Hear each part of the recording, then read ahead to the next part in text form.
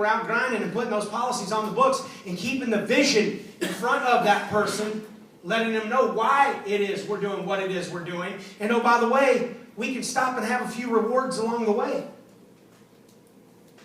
What motivated me? I was tired of sneaking Cokes into the movie. How many of you guys do that? Come on, be real. Who stops with the family at the gas station, walks everybody in, everybody gets to pick something out? Come on, who does it? Right? So I stop the kids, everybody get candy, right? And then I'm dad. You know, every dad's got a good pair of cargo shorts and flip-flops, you know what I mean? So we get to the movies, and I got my pockets full of Skittles and Sour Patch Kids. It sounded like I had like maracas in my shorts, like, you know, and like everybody's looking like, dude, those are swollen up cargo pants. You know what I mean? Like, boom, right? And then we get in the movies. Y'all know this sound? Y'all know that sound? Who just wants to be able to buy a $9 popcorn, an $11 Coca-Cola, pull the whole kids up instead of taking out a loan, being able to pay cash? I mean, it would just give me a heart attack, you know? Have you ever tried to sneak, like, cold popcorn, that microwave popcorn in? You know what I mean? It's just better. Just hot butter. You know what I mean? How many of y'all tired of your kids going, the Coke is warm? It's not warm, it's just not freezing cold. Come on. Y'all know what I'm talking about? Little things. What I'm talking about is along the way, from here to there, for you, for your agents, as you're giving vision, why is it worth it? How nice, I can just tell you it is so nice to just step up there, and I got a deal. It's like, if you can carry it, you can have it. I just don't want to pack it. Right? My packing days for the kids are over. Right? Just pull up. One of my favorite things, American Income. Because I know a lot of you guys have only been around the company for about a year. Let me take you pre-American Income for Steve Greer. My wife comes up with a brilliant idea. By the way, I have this theory that if you're a bad person in the room, just so you know, if you die, you don't go to hell, you go to Disney, and you're stuck there. So my wife says, you know, let's take the kids to Disney for vacation. It's like oxymoron, you know, Disney vacation. I'm thinking, oh no. But the good news, I don't know if y'all know this, the rates are a little better in the summer. It's a little bit cheaper because it's like 107 degrees with 107% humidity. You know what I mean? So we got a sweet deal on some tickets, so don't feel bad for us. And we drove 17 hours in the minivan. 17 hours.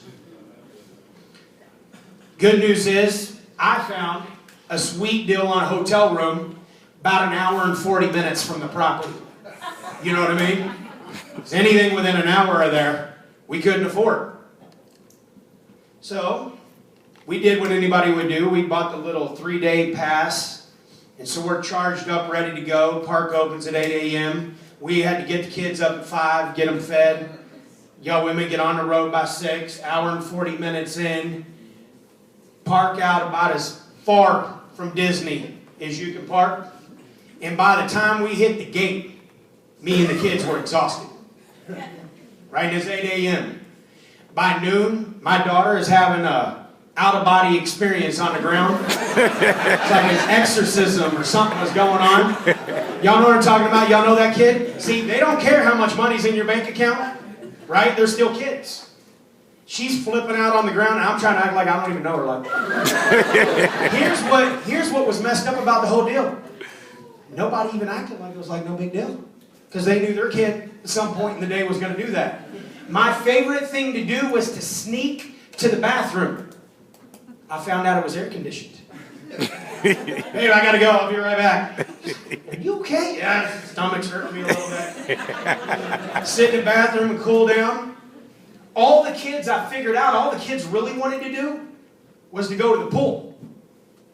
Like you're taking them to Disney, they're exhausted. My wife's like, oh no, we're here for 3 days. We're staying for the fireworks. They're like 10 o'clock at night, not in the morning. You know what I mean? It's like, we're wore out. All of a sudden we pull up. I'll never forget. We order food. It was one of those deals where a hamburger's like $14. I'm going, oh my Lord. Guy asked me, he's like, yeah, that'd be $117. I'm like, we got chicken fingers. Yeah, that's the deal. I was thinking, is there any way I can get out of not ever having to do this again? Got to take one for the team, got to take one for the kids, right? Fast forward, years go by. Go to work for American Income. My wife says, hey, I want to take the kids to Disney. I'm like, whoa, whoa, whoa. Easy. You know what I mean? Like, all right, you want to take your mom or your brother, maybe his wife and kids with you? You know, how long are y'all going to be gone? She's like, y'all, what are you trying to say? You know, I'm going to go sell some whole life insurance. You know? Right? Somebody got to pay for it. She's like, no, you're going. I'm like, all right. So here's the deal. First off, I found out you can actually fly to Orlando. So I want you all to picture this. We get on the plane. The kids get on the plane. The little Greers, you know, they're all got their bows, headsets on. You know what I mean? Everybody got their phones, iPadded out. They're ready to go. We walk on a plane. We get on the plane. And we kind of stop. And the kids keep walking. And they get a little further down. And they turn around. And they're like, hey, what are y'all doing? I said, oh, this is first class. You're in second class. They're like, well, why are we in second class? I said, because you ain't had enough no-shows and one-legs yet to be in first class. Right? You want to know what it's like back there? Because you'll work hard to get up there. About halfway through the flight, it's hilarious. They're fighting. Because that's what teenagers, I mean, they're not quite teenagers at this point. They're poking and pushing and they're fighting back there. And I hear, it's hilarious. I hear from it's like, God, I can't believe somebody leave their kids back here unattended. And my wife immediately, or like any mom, whoa, she's up, right? She's ready to go back. I said, whoa, babe, I got it. She goes, you got it? I said, yeah, sit back down. Yeah, we'll take 2 more of those cocktails, please. So lay on back, put the headset on, and let somebody else deal with your kids. Okay? So now all of a sudden I found out you can actually stay on the Disney property. So you have the Caribbean Beach Resort and Hotel, everything's right there. And what we did, which made it magical, was I required a rest day between park days. So here's the deal. Y'all think of how many hours you want to stay in that park. And we're never going to go to the park for more than 4 hours in any one single day, and we're never going to go 2 days in a row. I can pace myself that way. So if y'all want to stay at Disney for a month, I don't care. But I ain't going into that park for more than 4 hours. You know what I mean? In between that, we need a pool day, which they were super excited about. Right? So I wake up that morning, pull the things back, and I'm like, hey, babe, there's a giraffe, like, looking at me. How cool is that, right? This particular year, we stayed at the Animal Kingdom. We got giraffe and zebras in the backyard. And, you know what I mean? I'm going, wow, okay.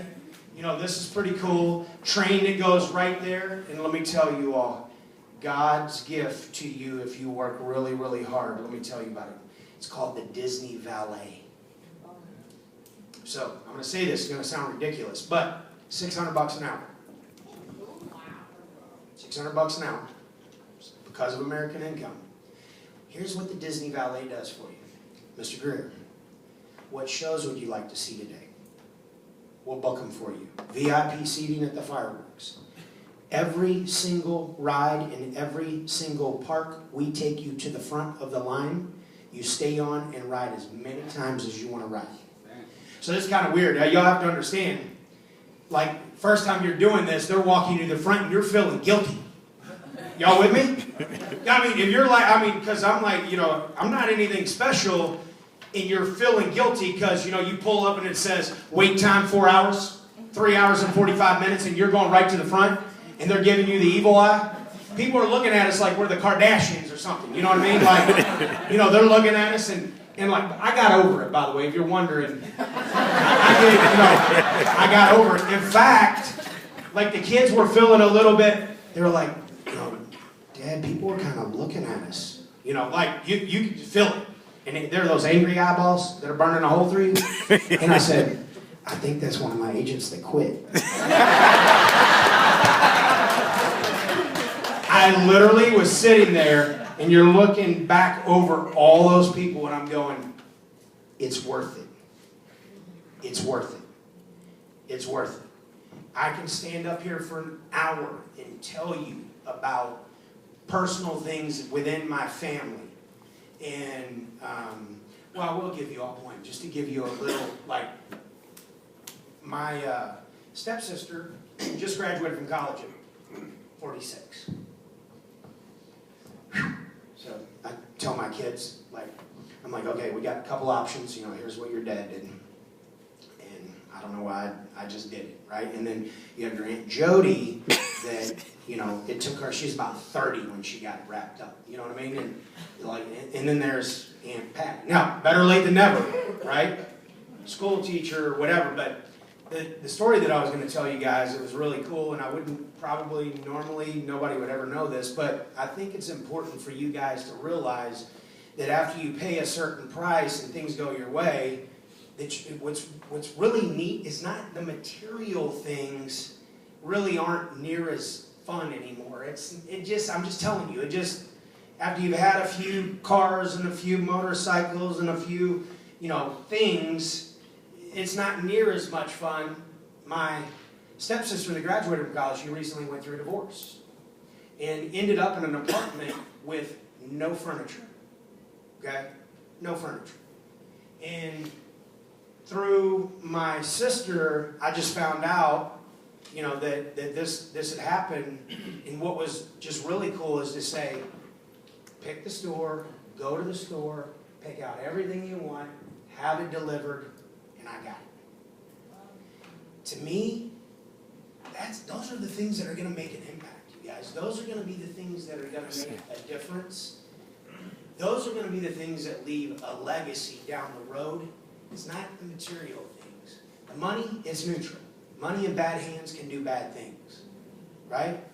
But in good hands, you can do good things. And I just hope that you understand that it's worth it to pay the price, to drive the miles, to hang in there, to make a difference in other people's life, so that at some point you get to be totally humbled and realize I've been on both ends of the blessing. And I hope that each of you get an opportunity in your life to be able to do that. Thank you.